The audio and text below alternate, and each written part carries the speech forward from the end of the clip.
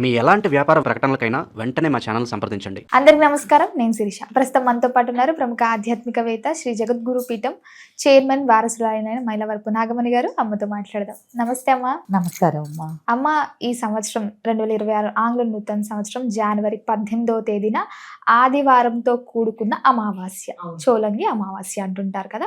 ఆదివారంతో కూడుకున్న అమావాస్య చాలా పవర్ఫుల్ అని చాలా మంది అంటుంటారు.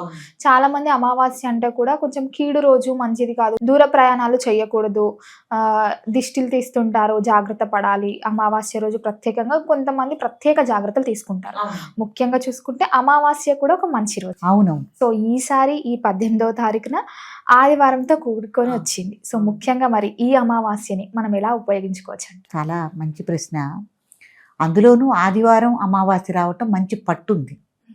అమావాస్య మంచి తిథి కాదు అనకూడదమ్మా.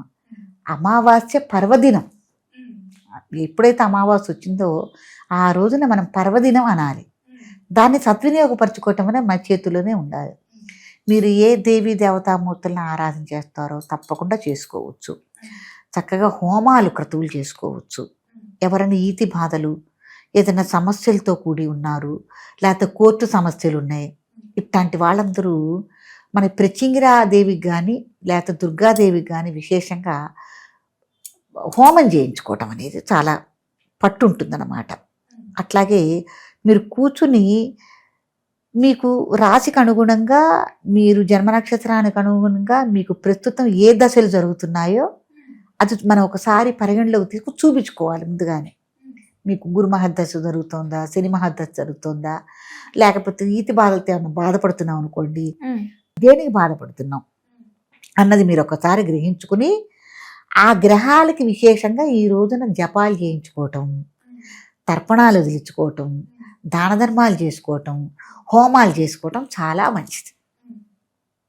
అట్లాగే ఎవరైనా సాధువులు, అఘోరాలు ఇట్లా అంటుంటారమ్మా, వాళ్ళందరికీ కూడా సాధనా మార్గంగా సాధకులుగా వెళ్ళే వాళ్ళందరికీ సాధనా మార్గంగా మంచి పట్టున్న రోజు ఇది. ఎవరన్నా ఒక జపం చేసుకోవాలి, లేకపోతే దైవానికి దగ్గరగా వెళ్ళాలనుకుంటున్నారు, వీళ్ళందరికీ సాధనా మార్గాలకు అనుకూలమైన రోజు ఈ ఆదివారం అమావాస్య అనేది. తర్వాత ఎవరైనా బాగా ఆర్థిక ఇబ్బందుల్లో ఉన్నారు, అసలు నెత్తి మీద ఎంత కష్టం వచ్చి పడ్డది అన్నవాళ్ళు కూడా ఎవరైనా మీ గురువుని కానీ పౌరోహితుని కానీ సంప్రదించి ఏం చేస్తే ఈ రోజున విశేషంగా ఇంత పట్టున్న రోజు వచ్చింది. కాబట్టి ఎందుకు చెప్తున్నానంటే అమ్మా, మనం విడి టైంలో ఏదైనా దైవ కార్యక్రమాలు చేసిన దానికి ఇట్లా పడవర రోజు చేసిన దానికి 10 రెట్లు ఫలితం ఎక్కువ ఉంటుంది. కాబట్టి ఈ రోజుని అందరూ తప్పకుండా సద్వినియోగపరచుకోవాలి. ముఖ్యంగా ఈ అమావాస్యకు ఉన్నది ఏంటంటే మౌనవ్రతం పాటించటం. దీన్ని మౌని అమావాస్య అని కూడా అంటుంటారు. అవునవును. మౌనవ్రతంతో ఉండి దేవతారాధనలు చేసుకోవటం అనేది చాలా ముఖ్యమైనది. అందులో రాత్రిపూట మీరు 10 లోపు హోమాలు చేసుకోవటం కూడా మంచి ఫలితాలు ఇస్తాయి. ఎవరికి ప్రత్యంగిరాదేవికి 2 మిరపకాయలతో కానీ దేంట్లోనే చేస్తారు.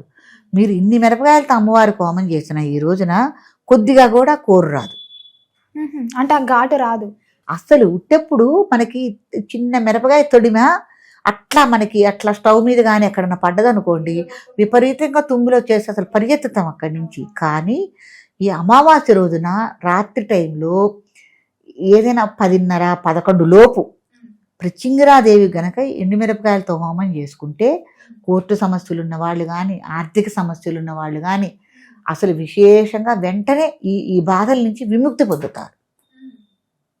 కాబట్టి ఈ పర్వదినాన్ని అందరూ సద్వినియోగపరచుకోవాలి. అంతా విశేషం ఉందన్నమాట. ఈరోజు కూడా నియమనిష్టలతో ఉండాలి.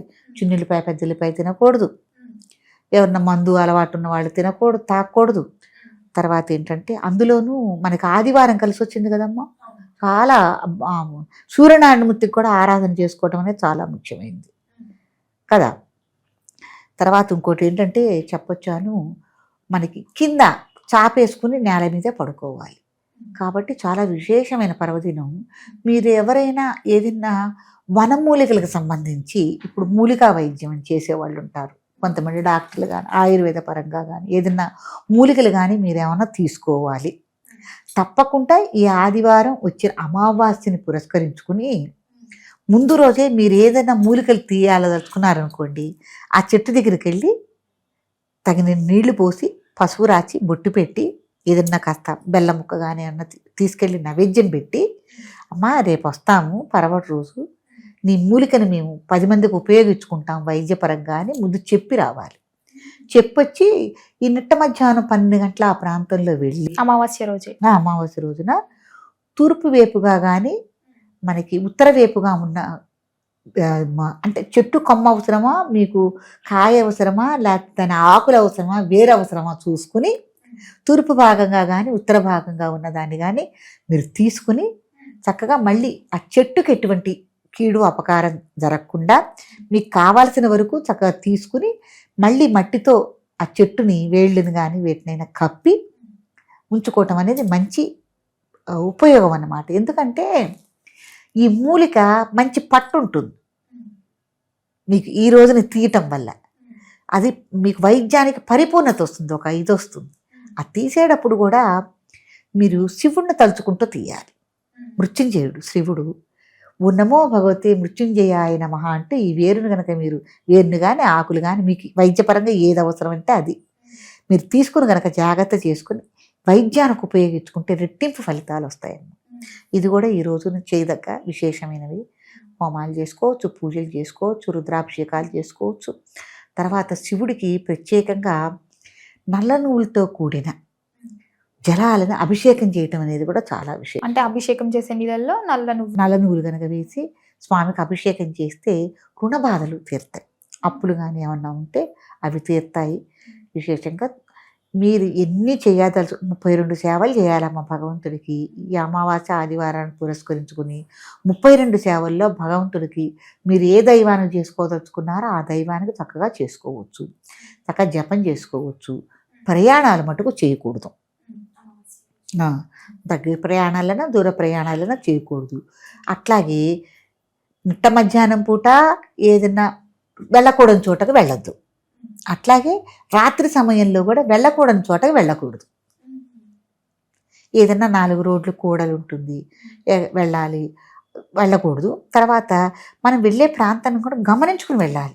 అక్కడ ఏమన్నా ఎర్ర నీళ్ళు దిష్టి తీసిపోతారా, మిరపకాయలు దిష్టి తీసిపోతారా. ప్రత్యేకంగా అమావాస్య రోజే ఎందుకు ఇట్లా దిష్టిలు తీసి పడేస్తూ ఉంటారు అంటే ఆ రోజు అంత పవరు శక్తి ఓకే అంటే పోతుంది, వాళ్ళకున్న పీడలు పోతాయని కొంతమంది చేస్తారు. సాధనా మార్గం వాళ్ళు సాధనగా చేసుకుంటూ వాళ్ళకు వచ్చే శక్తులు రావడానికి రావటానికి సాధనా మార్గం, ఏమన్నా దుష్ట చుక్కులు ఉంటే పోగొట్టుకోవడానికి కూడా మార్గం అనమాట. 2 రకాలుగా ఇది ఉపయోగపడుతుంది. అందుకే చాలా జాగ్రత్తతో ఉండవలసిన రోజు ఇది. చాలా జాగ్రత్తతో 2 రకాలుగానే ఉండదలుచుకోవాలి. ఏదేదైనా దైవారాధనలో ఉండటం అనేది మంచిది. ముఖ్యంగా ఎవరికైనా శని మహద్దశ కానీ, శనిలో రాహు కానీ, శనిలో కేతువు కానీ జరుగుతున్న వాళ్ళు కానీ వీళ్ళు ఉన్నారు కదమ్మా, వీళ్ళు మరీ జాగ్రత్తతో ఈ రోజున ఉండటం అనేది అవసరం. దైవ కార్యక్రమాలు చేసుకుంటూ ఉండటం అవసరం. తర్వాత దాన ధర్మాలు, విశేషంగా ఏదైనా దాన ధర్మాలు చేసుకోవటం అంటే మీకు జాతకపరంగా మీకు ఏ గ్రహాలు జరుగుతున్నాయో ఆ గ్రహాలకి ఏవైతే దాన ధర్మాలు చేయాలో వాటిని చేసుకోవటం కూడా చాలా విశేషము. తర్వాత మీకు ఆదివారం కలిసి వచ్చింది కదా, ఆదివారం రోజున సూర్యనారాయణమూర్తి ఆరాధన చేస్తాం కాబట్టి సూర్య నమస్కారాలు ఒక బ్రాహ్మణ్ణి నియమించుకుని సూర్యుడికి సంబంధించిన ఒక యంత్రం లాంటిది వేస్తారు ముగ్గుతో. ఏమ్మా అట్లా వేయించుకుని ఆయన ఒంటికాలు మీద నిలబడి చేస్తారు, పారాయణం చేస్తారు. అట్లా సూర్యుడికి సంబంధించిన ఆరాధన కూడా చేసుకోవటం అనేది కూడా చాలా గొప్పది. ఒక ప్రత్యేకమైన యంత్రాన్ని రంగులతో వేస్తారు, వేసి అట్ట 1 గంటన్నర అట్ట ఒంటికాలు మీద ఉండి సూర్యారాధన చేసేవాళ్ళు చాలామంది ఉన్నారు. వాళ్ళతో అట్లా సూర్యారాధన చేయించుకోవటం కూడా చాలా మంచిది. ఈ రోజున విశేషమైన ఫలితాలు ఉంటాయి. ఈ అమావాస్యను అందరూ సద్వినియోగపరుచుకుని మీకు అనుకూలంగా మీ శక్తి కొద్దీ మీ అనుసరాన్ని బట్టి ఎట్లా చేసుకుంటారో అలా చేసుకుని సద్వినియోగపరుచుకోవాలని కోరుకుంటున్నాను. ఇది మటుకు వదులుకోవద్దు. అమ్మ చాలా మంది అమావాస్య రోజు కూడా ఇంటికి దిష్టి గుమ్మడికాయ లాంటివి కడుతూ ఉంటారు. కొంతమంది ఎరుపు కలర్ వస్త్రంలో ఏమేమో పెట్టి కడుతూ ఉంటారు కదా. మరి మీ పరంగా చూసుకుంటే ముఖ్యంగా ఆ ఎరుపు వస్త్రంలో ఎలాంటి పెట్టి కట్టుకుంటే బాగుంటుంది? ఎరుపు వస్త్రం, గుమ్మడికాయని ఎరుపు వస్త్రంలో కట్టకూడదు. అమ్మ గుమ్మడికాయ కాకుండా ఇంకొన్ని నవధాన్యాలు అని చెప్పి మిరపకాయలు అలా కలబంద మొక్క ఇట్లా రకరకాలు కట్టుతున్నారు. ఇప్పుడు కూడా ఇది కూడా వంశాచారం ప్రకారం, ప్రాంతీయ ఆచారం ప్రకారం కూడా వస్తుంది. ఇంటికి దిష్టి తగలకుండా కట్టడం కానీ, లేకపోతే మనకి దిష్టి తగలకుండా కట్టుకునేవి కూడా కొన్ని ఉంటాయి. నల్లదారాలని అవి ఎవరి ఇష్టం వాళ్ళది కదా నాన్న. ఏదేదైనా అది మీరు ఎలా మొదటి నుంచి కొనసాగిస్తున్నారో అది చూసుకొని మీరు కట్టుకోవటం అనేది మంచి పద్ధతి. గుమ్మడికాయని మటుకు కట్టకూడదు, గుడ్డలో కట్టకూడదు. చక్క కొత్త ఉట్టి తీసుకుని అమావాస్య రోజు కట్టుకోవచ్చు. అమావాస్య రోజు గుమ్మడికాయని కూడా ఊరికే మార్కెట్లోంచి తీసుకొచ్చి కట్టేయకూడదు. దాన్ని కూడా కాస్త చక్కగా పూజ చేసుకుని అమ్మ అదే రోజు తీసుకురావాలా ముందు రోజు ముందు రోజు తీసుకొచ్చి పెట్టుకోవచ్చు, తప్పేం లేదు నాన్న. తీసుకొచ్చి పెట్టుకుని దానికి కూడా చక్కగా యథావిధిగా పూజ చేయాలి. గుమ్మడికాయ అంటే అక్కడ భగవత్ స్వరూపంగా భావించాలి.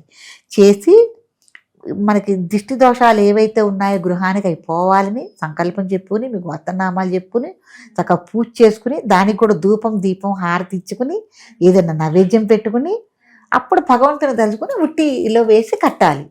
మీరు ఉట్టినే తీసుకొచ్చి కడితే దానికి ఫలితం ఉండదు. అమ్మ మొత్తం మీద ఈ ఆదివారంతో కలిసి వచ్చిన అమావాస్యని ఎలా ఉపయోగించుకోవాలో తెలియజేసినందుకు ధన్యవాదాలు. చాలా మంచిదమ్మా.